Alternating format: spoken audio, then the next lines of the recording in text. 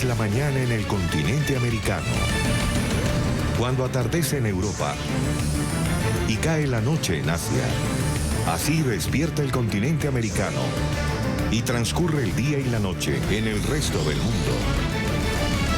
La mañana.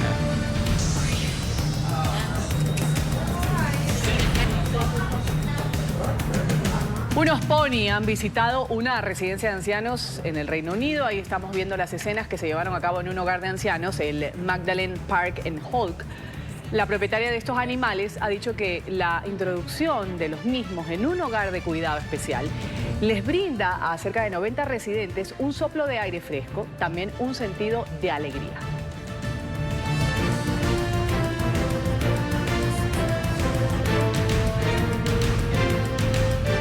Vamos a agradecerle su sintonía con el Canal de las Américas cada mañana aquí en NTN 24.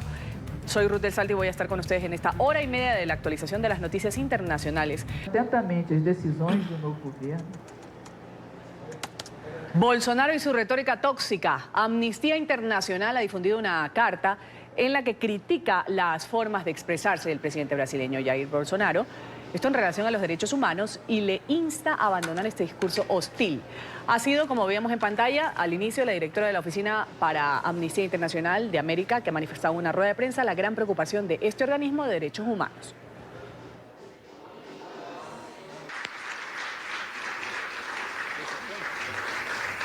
Desde janeiro para acá, Desde enero hemos seguido de cerca las decisiones del nuevo gobierno, el gobierno del presidente Jair Bolsonaro, y hemos visto que lamentablemente la retórica contra los derechos humanos se ha convertido en una política oficial. Vamos a saludar a esta hora en Brasilia a Erika Guevara Rosas. Ella es directora de Amnistía Internacional para América. Un buen día, gracias por estar con nosotros aquí en la mañana de NTN 24. Gracias a ti, Ruth. Buen día. Hablemos un poco de este término, retórica tóxica, porque Amnistía Internacional está diciendo que condena esta situación de expresarse de Jair Bolsonaro. ¿A qué se refieren prácticamente? Bueno, precisamente el día de ayer le hemos presentado al presidente Bolsonaro y a su gobierno una carta abierta con una serie de preocupaciones en materia de derechos humanos.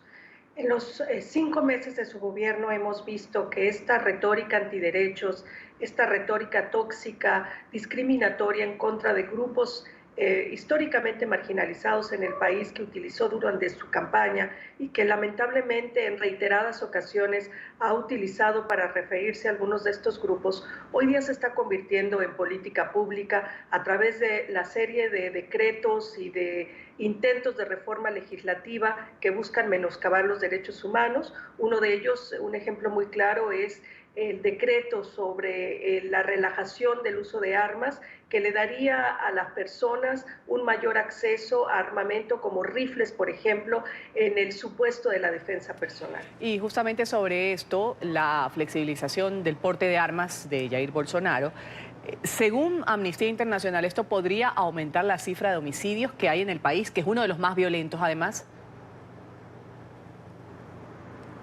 Sin duda alguna, entre más armas, más muertes.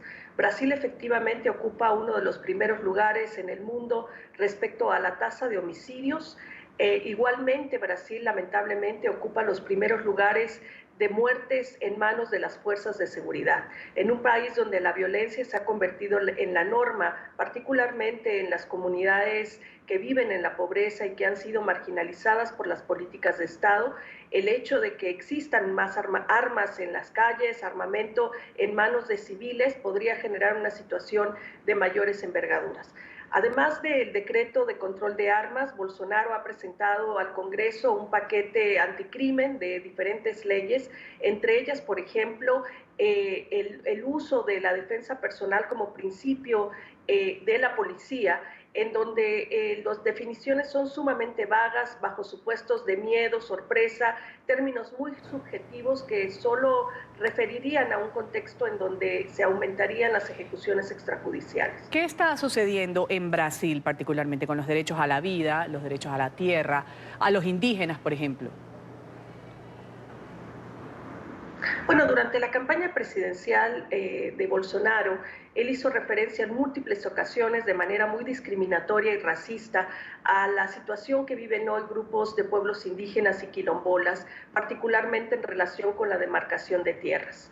En varias ocasiones los presentó como grupos que obstaculizan el desarrollo y que han detentado la posesión de la tierra históricamente. Efectivamente, estos grupos han estado en la defensa y la lucha por su territorio por muchos años, territorios que en algunas ocasiones ha recibido la certificación de las autoridades, pero que lamentablemente todavía hay un rezago en la titulación, es decir, en el reconocimiento jurídico de su propia propiedad y su propio derecho a sus territorios.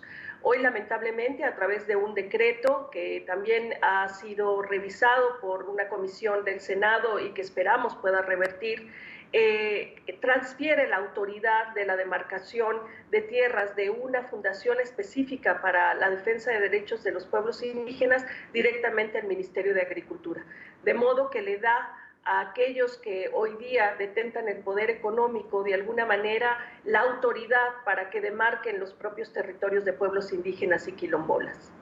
Ahora, ¿están en riesgo las ONG en Brasil? ¿Qué está sucediendo particularmente con ellas?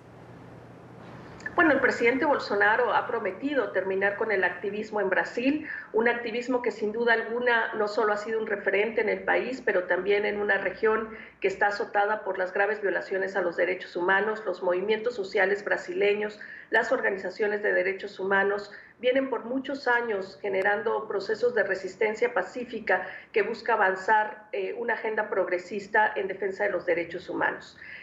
Bolsonaro también ha presentado un decreto que busca controlar a las organizaciones de la sociedad civil, a las organizaciones de derechos humanos, bajo un decreto que supuestamente busca controlar pues el financiamiento, sobre todo de público, a estas organizaciones, pero en realidad no hay ninguna necesidad porque ya existe un marco legislativo que regula el funcionamiento de estas organizaciones, que les exige la rendición de cuentas y el pago tributario. Así es que este decreto esencialmente busca eso, controlarles, obstaculizar su labor, y esperamos que el Congreso y que el sistema de justicia no permita que estos diferentes intentos de menoscabar la defensa de derechos humanos y aquellos quienes valientemente están en la línea de batalla defendiendo los derechos humanos, sobre todo en territorios rurales y de pueblos indígenas y quilombolas, pues no se vean afectados por esta serie de medidas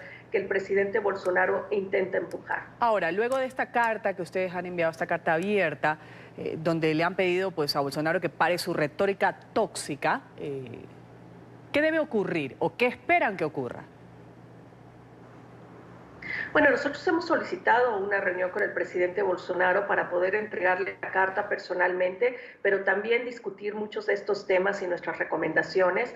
Hasta ahora estamos a la espera de la respuesta ante el pedido de estas audiencias. El día de ayer el Ministerio de Relaciones Exteriores y el Ministerio de Derechos Humanos y la Familia han emitido un comunicado en donde dicen que buscarán el diálogo con Amnistía Internacional, pero niegan que las situaciones, las preocupaciones que hemos incluido en la carta abierta sean verídicas. No sé en qué base, es un comunicado bastante corto, pero aquí estamos en Brasilia a la espera de ese diálogo. Por supuesto, la organización no solo ha emitido sus preocupaciones, sino también una serie de recomendaciones que consideramos pueden coadyuvar a los esfuerzos de la sociedad civil para hacer que el gobierno de Bolsonaro rinda cuentas y sobre todo respete las obligaciones nacionales e internacionales que tiene el país en relación a los derechos humanos. Vamos a agradecerle a Erika Guevara Rosas, directora de Amnistía Internacional para América. Ha estado con nosotros aquí en la mañana de NTN 24. Gracias, Ruth, a ustedes.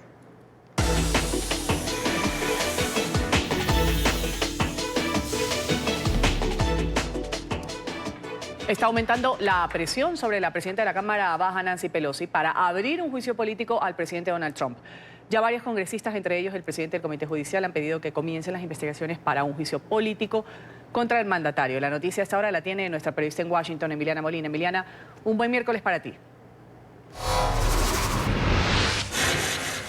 Hola, ¿qué tal? Muy buenos días. Pues en múltiples reuniones a puerta cerrada recientemente, varios legisladores le insistieron a la líder de la Cámara de Representantes que dé un paso al frente para poner en marcha un plan y destituir al Ejecutivo. Según informó Político, citando a varias fuentes presentes en estas reuniones que se llevaron a puerta cerrada, los representantes David Cicilline de Rhode Island, Jamie Raskin de Maryland y Joe Neguse de Colorado le insistieron a Pelosi que abriera un juicio político en un encuentro en la oficina de la congresista de California. Pero tanto ella como los congresistas Rosa DeLauro de Connecticut, Ben Ray Luján de Nuevo México y Hakeem Jeffries de Nueva York, también Cherry Bustos de Illinois, lo rechazaron. El medio estadounidense asegura que Raskin sugirió abrir una investigación hacia un juicio político para potenciar su posición legal mientras los demócratas avanzan en su agenda legislativa. Pero Pelosi rechazó ese argumento y preguntó al congresista de Maryland si quería cerrar los otros 5 comités que trabajan en investigaciones relacionadas con Trump a favor del comité judicial. El Washington Post también reportó recientemente en un encuentro minutos más tarde que el presidente del Comité Judicial, Jerry Nadler, también sugirió a la portavoz demócrata abrir el proceso para el juicio político, algo que ella volvió a rechazar, alegando que eso simplemente debilitaría otras investigaciones en marcha o que no tenían el apoyo suficiente de parte de algunos demócratas en el partido. Esta es toda la información que tenemos desde Washington. Emiliana Molina, regreso al Centro Internacional de Noticias. Gracias, Emiliana. Vamos a hablar ahora de un tema que ha causado polémica nacional por la prohibición del aborto en Estados Unidos. Hay algunas regiones, principalmente en el sur del país, que han aprobado o están a punto de dar luz verde a leyes que hacen ilegal esta práctica. Y vemos varias protestas que se han registrado en la capital estadounidense.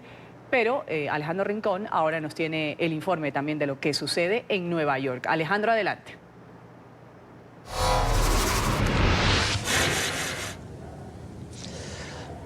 Hola, feliz miércoles para todos. La ciudad de Nueva York ha hecho eco a lo que ha transcurrido en las últimas horas a nivel nacional de los Estados Unidos como el Día Nacional de Acción para bloquear el veto a la práctica del aborto.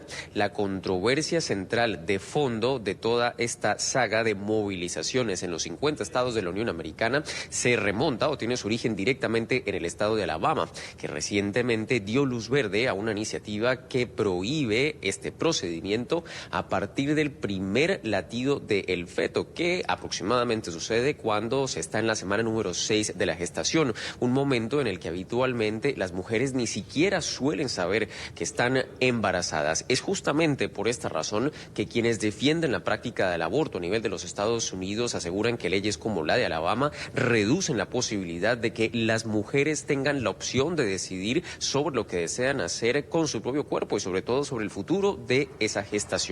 Pues en medio de la movilización que tuvo lugar en la ciudad de Nueva York en la noche del martes, entregó declaraciones el alcalde de la ciudad, Bill de Blasio, quien respalda el aborto y entregó el siguiente mensaje a las otras regiones de los Estados Unidos en donde está aprobándose esta práctica. Tengo un simple mensaje para aquellos legisladores que creen que pueden devolver el reloj. Digámosle esto: saquen sus manos de los cuerpos de las mujeres, de los derechos de las mujeres.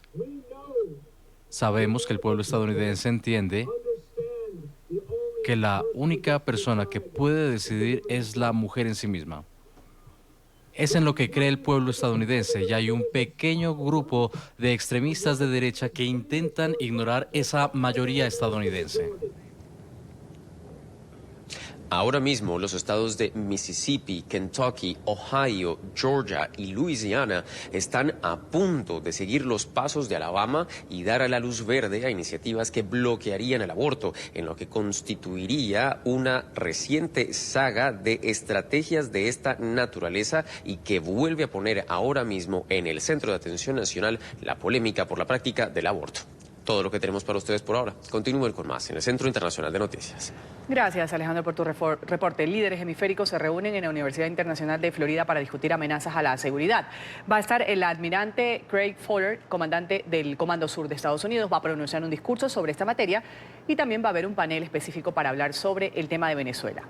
La noticia enseguida con Paola Serna. Paola.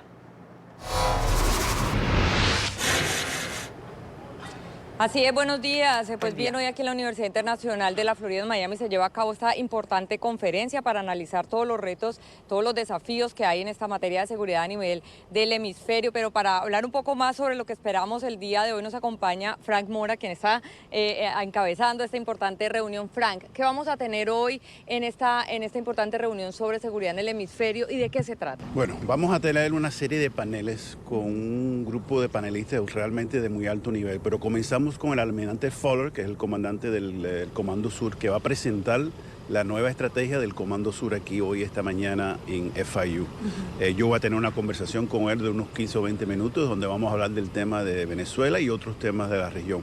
Pero los otros temas o paneles, mejor dicho, que vamos a tener, uno vamos a tener sobre seguridad y gobernabilidad en la región.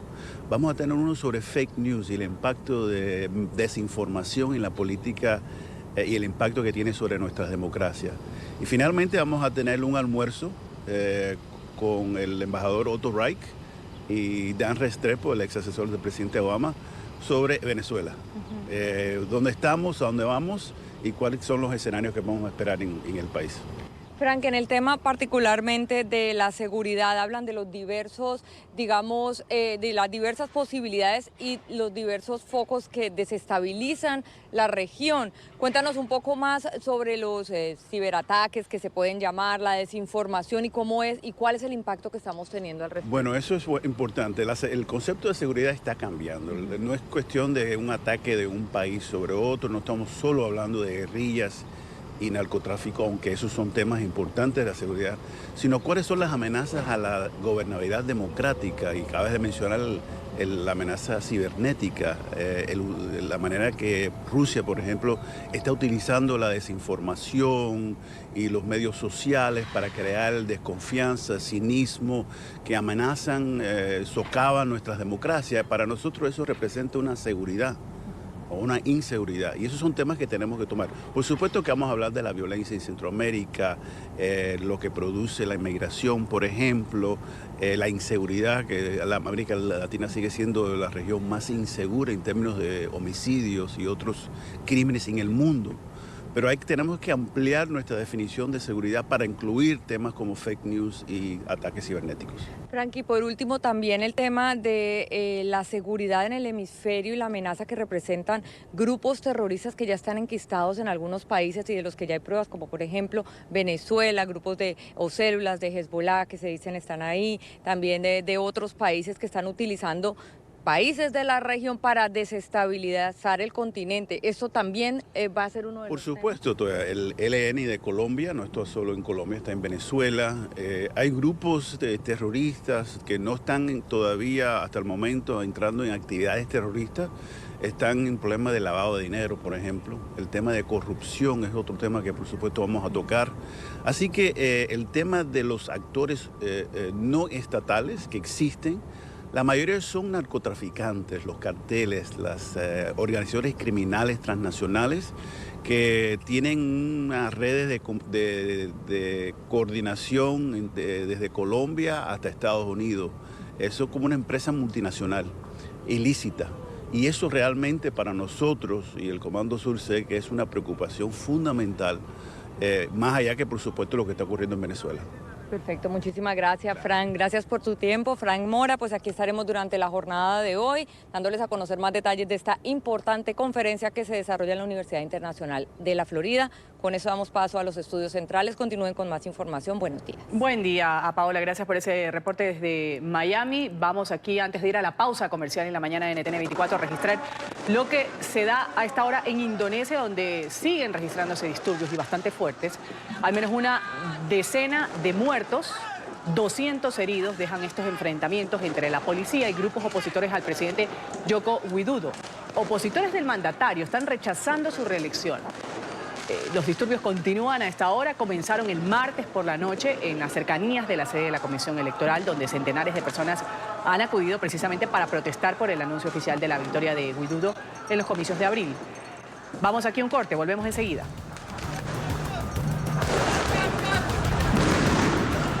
Vamos con el programa La Mañana de NTN 24, agradeciéndole su sintonía. En Colombia, las autoridades están investigando el ataque contra el exdiputado Sigifredo López del que fue víctima la noche de este martes en la ciudad de Cali. El exfuncionario, que es además el único sobreviviente del secuestro de los diputados del Valle, salió ileso de este tiroteo. La policía trabaja para determinar si se trató de un intento de robo o un atentado. Uno de los atacantes, uno de los escoltas, resultaron heridos en este enfrentamiento.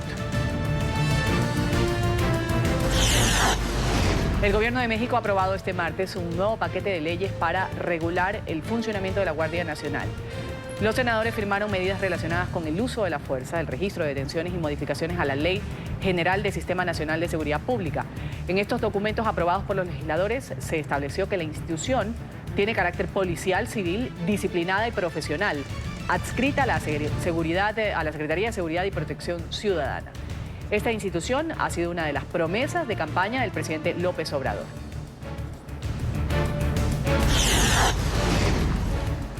Reportan actividad explosiva en el volcán Sangay, en Ecuador. Las autoridades han informado sobre una nueva serie de explosiones, emisiones de ceniza y flujos de lava. Está situado en Morona, Santiago, el Sangay, de 5.230 metros de altura. Ha empezado una nueva fase eruptiva el pasado 7 de mayo. Se prevé que esta actividad se mantenga durante semanas o meses. Estados Unidos ha denunciado un supuesto ataque químico ocurrido el pasado 19 de mayo en el noreste de Siria. Los presuntos responsables serían fuerzas fieles al presidente al-Assad. El gobierno estadounidense ha indicado que todavía está recopilando información sobre este incidente y no ha ofrecido mayor información. Ha reiterado, eso sí, su advertencia de que Washington va a actuar rápido junto a sus aliados y el Ejecutivo de Damasco emplea armamento químico.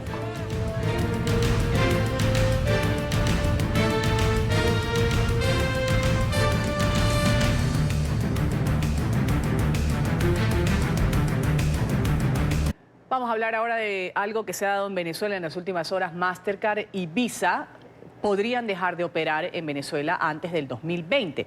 El Banco Central de Venezuela y la Superintendencia de Bancos han ordenado a la Banca Nacional que cesen sus operaciones con estas franquicias. Las reacciones a esta noticia en desarrollo desde Caracas con nuestro periodista Oliver Fernández. Oliver. Un buen día para ti, Ruth. Un gusto saludarte desde la capital venezolana. Así es, el economista y diputado José Guerra ha dicho que el régimen de Nicolás Maduro pretende eliminar las tarjetas Visa, Mastercard y Maestro a través del Banco Central de Venezuela y migrar a un sistema propio con la banca privada. Esto por las sanciones que ha tenido la banca pública en los últimos días y en los últimos años. Sin embargo, ha dicho también que esto acarrea sumas multimillonarias, porque recordemos que en Venezuela son más de 6 millones de tarjetavientes. Pero vamos a ver cómo lo explica el diputado José Guerra. Hoy se ha presentado una situación complicada porque el gobierno, a través del Banco Central y Sudeban, quiere obligar a los bancos nacionales a migrar del sistema Visa, Master y la tarjeta Maestro a un sistema propio, con lo cual Venezuela quedaría incomunicada ante el resto del mundo con los sistemas tradicionales y universalmente aceptados para transacciones de pago y en particular para las tarjetas de crédito. Esto significaría unos costos gigantescos. Para que tengamos una idea, sustituir las 5 o 6 millones o más de tarjetas de plástico que tengamos, tanto de débito como de crédito, cada tarjeta cuesta alrededor de 70 centavos de dólar, con lo cual la banca incurriría en un gasto enorme, aparte que nadie garantiza la operatividad de ese sistema. Lo que ha pasado es que fueron sancionados los bancos públicos y al sancionar los bancos públicos, el gobierno quiere obligar a la banca privada, que no tiene sanciones, para que se salga el sistema Visa, Master y la tarjeta Maestro, para que le ayude a resolver un problema que tiene la propia banca privada. Esto no podemos aceptar, porque vamos a quedar aislados a nivel internacional a un costo enorme en transacciones y a un costo monetario gigantesco por los gastos que hay que hacer en tarjeta, sistema de computación y toda la plataforma tecnológica. Ruth, los ciudadanos han reaccionado, han dicho que no van a permitir que se pretenda eliminar el sistema tradicional, como lo son las tarjetas Visa, Master y Maestro. Por otra parte, para hoy se tiene previsto que podamos conversar con los representantes del Foro Penal venezolano. Ellos han publicado la cifra de presos políticos en Venezuela. Han dicho este martes que es una cifra récord, ya llegó a 800 presos políticos y nos hablarán de los casos más emblemáticos como el doctor Marulanda, este doctor que tiene nacionalidad también colombiana, que aún continúa preso en el Servicio Bolivariano de Inteligencia Nacional, SEBIN. Es la información que nosotros podemos aportar a esta hora desde la capital venezolana. Volvemos contigo a la mañana de NTN 24.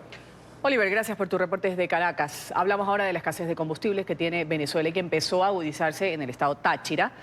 La zona de frontera más próxima a Colombia ha ocasionado también una alta demanda en la ciudad de Cúcuta. Según los propietarios de las estaciones de servicio de Cúcuta, en la última semana las ventas de combustible se incrementaron en un 50%.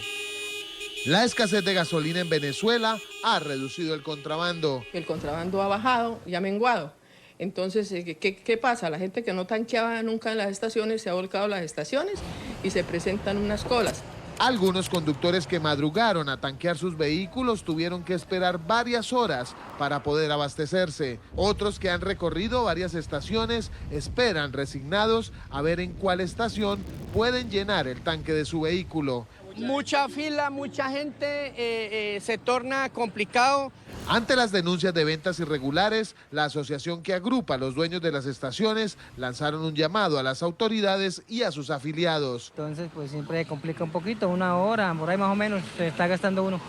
Se espera que los 10 millones de galones que mensualmente se asigna para el departamento alcancen para el parque automotor de la zona, que supera los 900.000 vehículos.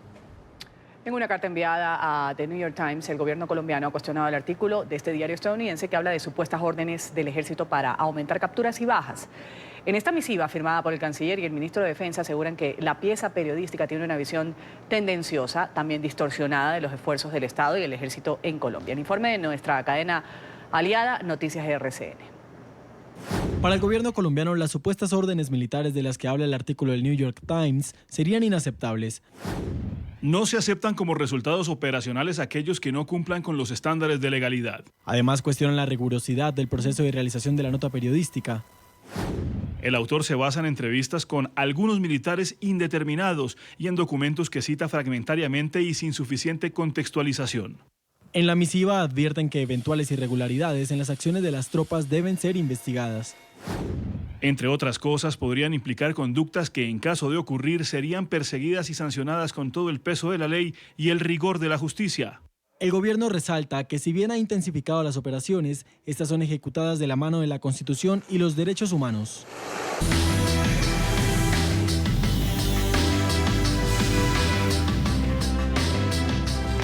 Un juez en España ha decidido dejar en libertad con medidas cautelares al ex embajador español en Venezuela, Raúl Morodo, y 3 personas más acusadas por el delito de blanqueo de capitales de la estatal petrolera de Venezuela, PDVSA. Según la Fiscalía Anticorrupción española, serían casi 4 millones de euros. El desarrollo de esta noticia desde Madrid con nuestro periodista Marcelo Moncayo. Marcelo.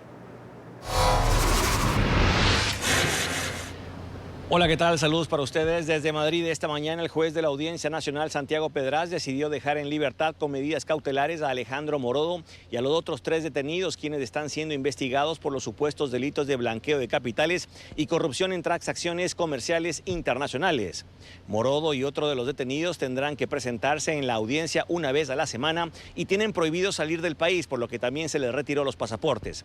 Las otras 2 detenidas tienen medidas similares, con excepción de su presentación en la audiencia, que será cada 15 días. El ex embajador español en Caracas, Raúl Morodo, quien también es investigado pero que no fue detenido por su avanzada edad, también tiene las mismas medidas cautelares que su hijo. La operación instada por la Fiscalía Anticorrupción viene al hilo de una investigación abierta en el año 2015, cuando comenzaron las pesquisas en torno a las actividades de asesoramiento legal que Alejandro Morodo habría estado facturando a altos cargos del gobierno venezolano a través de PDVSA, utilizando una sociedad panameña con cuenta en Suiza. Los cobros por estas supuestas asesorías serían casi 4 millones de euros. Los investigadores sospechan que los fondos pudieron tener su origen en delitos de corrupción y que después se habrían estado blanqueando.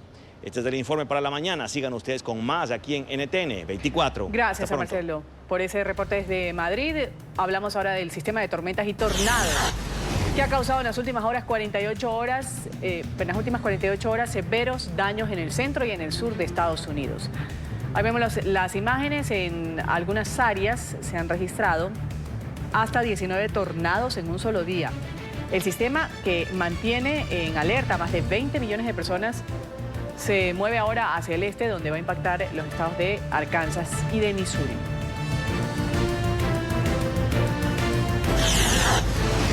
Y este sistema de tornados está acompañado de torrenciales lluvias que ha hecho que varios ríos se desbordaran. En Oklahoma, las inundaciones han ocasionado daños en casas, han bloqueado carreteras. Ya los equipos de socorro están utilizando botes para rescatar a 50 personas aproximadamente que han quedado atrapadas en sus hogares y automóviles. En Kansas se registró una tormenta bastante severa, también acompañada de granizo. Este fenómeno hizo que varios conductores tuvieran que dejar sus vehículos en una autopista ante la falta de visibilidad.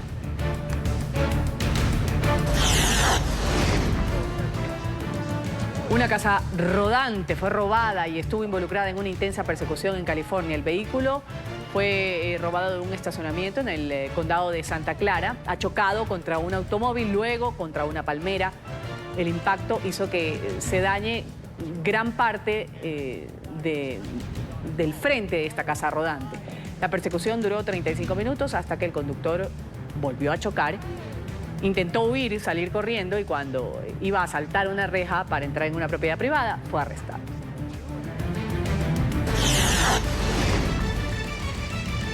Y otra persecución también cinematográfica se ha registrado en California, pero esta vez en la ciudad de Sacramento. Este conductor embistió a dos vehículos. La camioneta que conducía, de color rojo, incluso se encendió en llamas, pero él siguió al volante.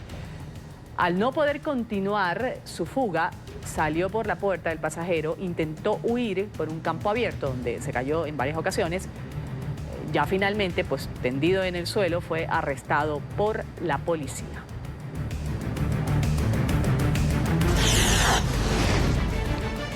Hay malestar en Estados Unidos por la ola de leyes estatales para restringir el aborto en 8 entidades del territorio. Miles de personas han salido a las calles de más de 400 ciudades del país para manifestarse y defender así el derecho a esta práctica.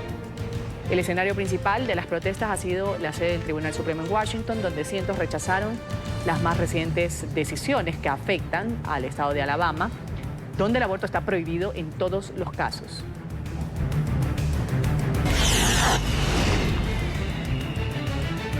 Y de esta manera ha terminado una sesión del martes en el Congreso de Honduras. Los diputados del Partido Libertad y Refundación adelantaron una manifestación dentro del recinto luego de que no hubo un consenso para elegir a los miembros del Consejo Nacional Electoral y el Tribunal de Justicia Electoral. Uno de los representantes quemó un ejemplar de la Constitución. Esto ocasionó malestar, por supuesto, entre los legisladores de otros partidos que empezaron a gritar, incluso a empujarse. Desórdenes obligaron a la suspensión de esta sesión.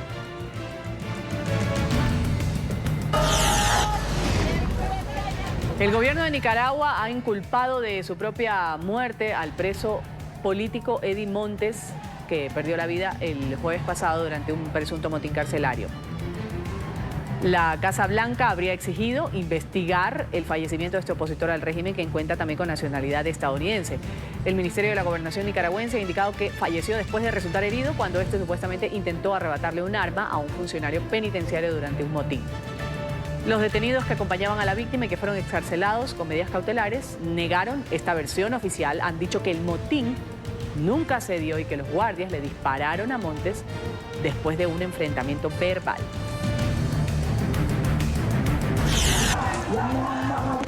Son imágenes de lo que sucede a esta hora en Indonesia, donde se siguen registrando disturbios. 6 muertos es la cifra que se registra hasta el momento, no ha sido actualizada por las autoridades. 200 heridos dejan estos enfrentamientos a bala entre la policía y cuerpos opositores al presidente Joko Widodo.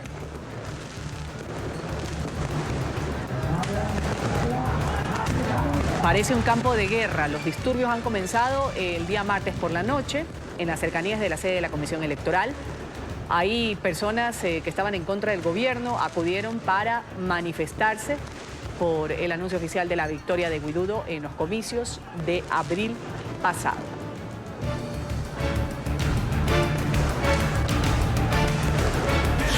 La primera ministra británica Theresa May va a publicar el viernes el proyecto de ley sobre el acuerdo del Brexit para que los diputados tengan tiempo de estudiarlo antes de que sea votado a principios de junio.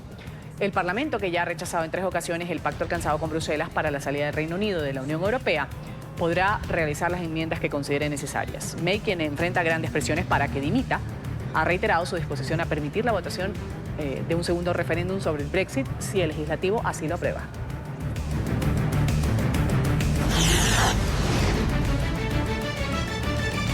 Y en las últimas horas se han conocido estas imágenes de un meteorito en Australia. Una cámara de seguridad ha logrado captar el momento de la caída y el enorme destello de luz. El hecho ocurrió en la ciudad de Adelaide. La Sociedad Astronómica de Australia ha dicho que consiguió con atención, que siguió una lluvia de meteoritos y que uno de ellos habría entrado en atmósfera terrestre.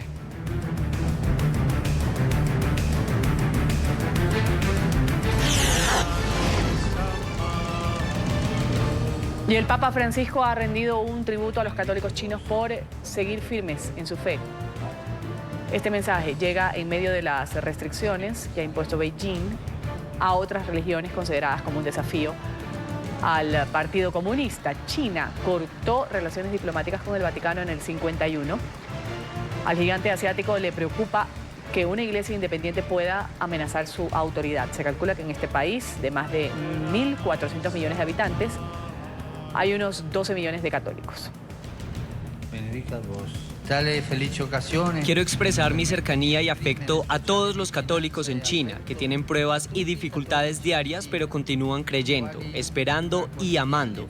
Queridos fieles en China, nuestra Madre en el Cielo nos ayuda a todos a ser testigos de caridad y hermandad. Nos unimos en la comunidad de la Iglesia Universal. Rezo por ustedes y los bendigo. Oremos juntos a la Virgen. Vamos a saludar en Veracruz, México, a Analía López. Ella es madre de Alexander Figueroa López, quien está desaparecido. Gracias por estar con nosotros. Analía es miembro del colectivo Madres Luna. Un buen día para usted.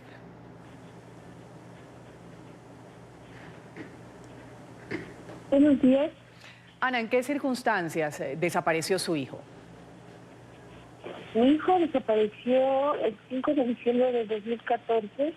Mi hijo fue víctima de desaparición forzada en el municipio de Amatlán de los Reyes, Veracruz. Él entró un comando armado en mi domicilio de más de 20 personas, pero ese comando armado tenía resguardo militar.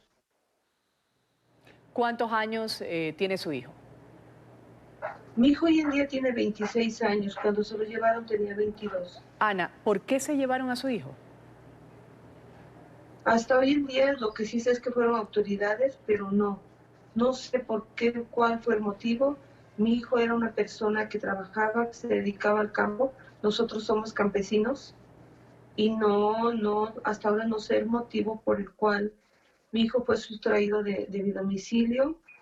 Y pues le comentaba que hubo resguardo militar en ese día y hasta hoy a la fecha, pues he buscado, tengo ciertas evidencias que aunque las tenga las autoridades, no he recibido apoyo de parte de ellos.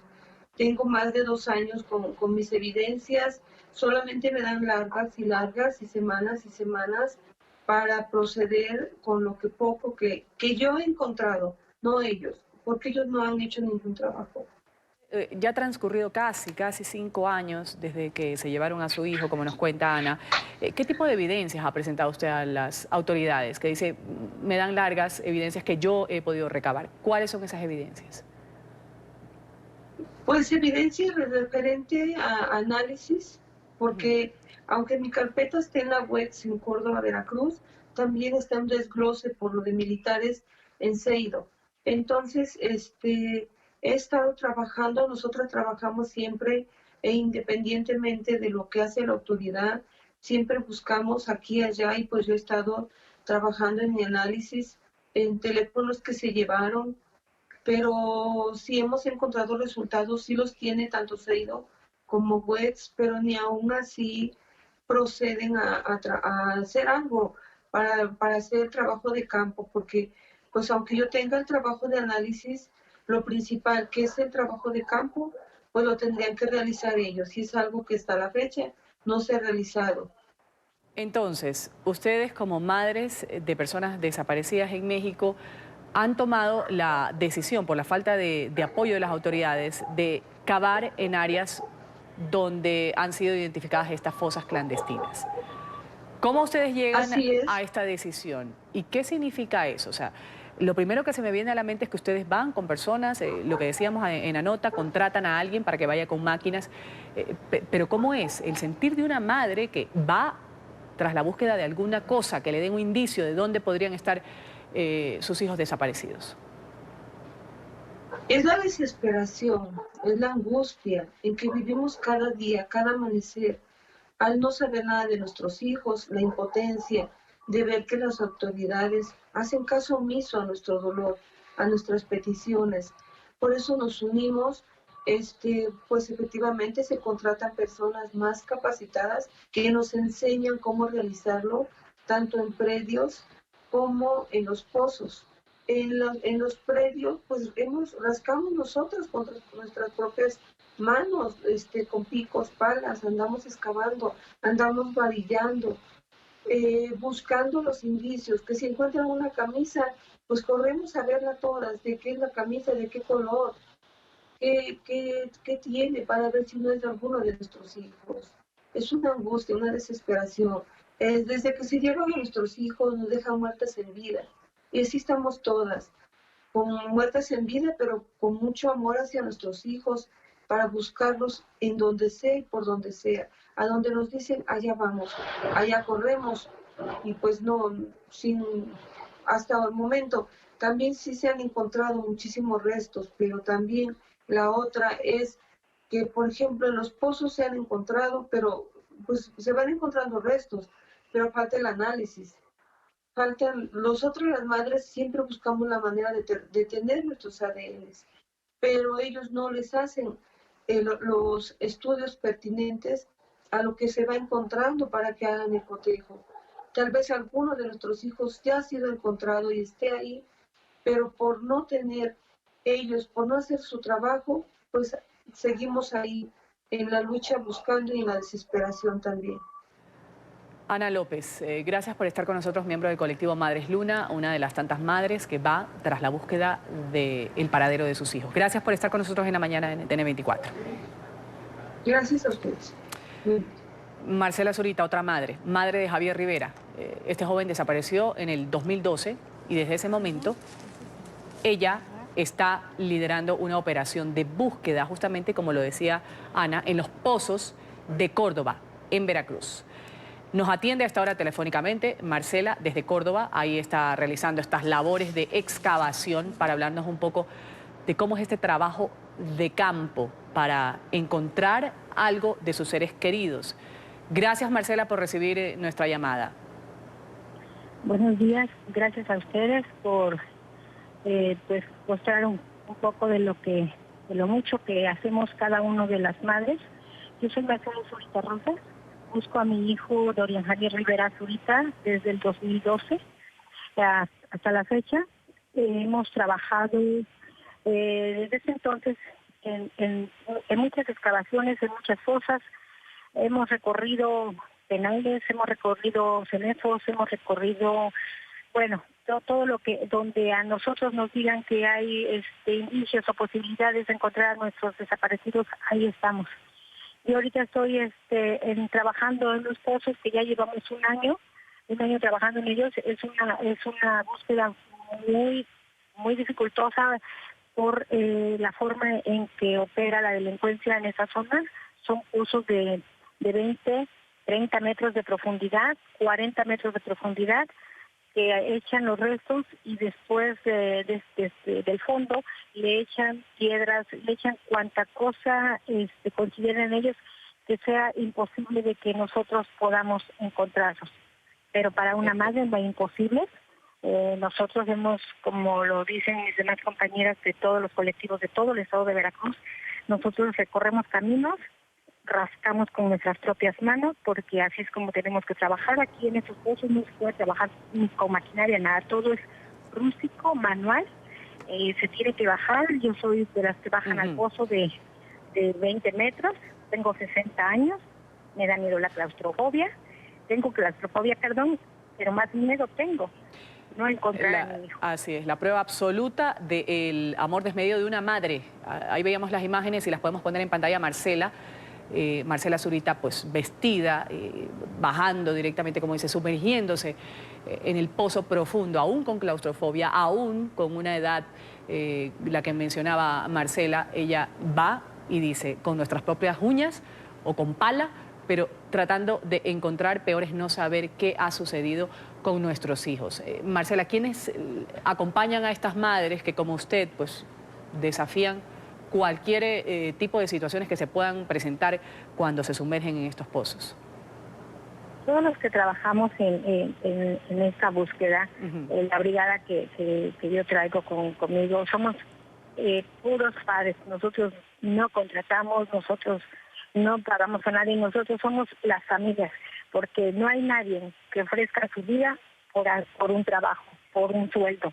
Y nosotros aquí tenemos que hacerlo, porque si nosotros ofrecemos nuestra vida por nuestros hijos, porque bajar a los pozos nadie quiere bajar, porque desde el primer momento en que bajan al pozo están arriesgando su vida. Se puede reventar una polea, se puede desprender una piedra que está en las paredes del pozo. Los gases, acabamos de terminar uno ayer, ahí donde la primera vez que bajamos había gases por los fertilizantes que hay, porque es una zona cañera. En los otros pozos que ya llevamos ahorita, con el pozo que cerramos ayer, llevamos 15, 16, 17 cuerpos ya encontrados en los pozos. Entonces son diferentes formas de que la delincuencia trabaja, y pues nosotros tenemos que trabajar al igual que ellos. Ellos enterrando y queriendo desaparecer a nuestros hijos y nosotros rescatándolos. Marcela Zurita, Marcela, muchas gracias. Mi total admiración para esta madre, para ustedes padres que están trabajando a pesar de las circunstancias y del dolor gravísimo de no saber qué pasó con sus hijos. Lo hacen, están tras la pista de ellos. Gracias por su testimonio aquí en la mañana de NTN 24, Marcela. Muchísimas gracias a ustedes. Gracias por su sintonía con la mañana de NTN 24. Enseguida comienza Club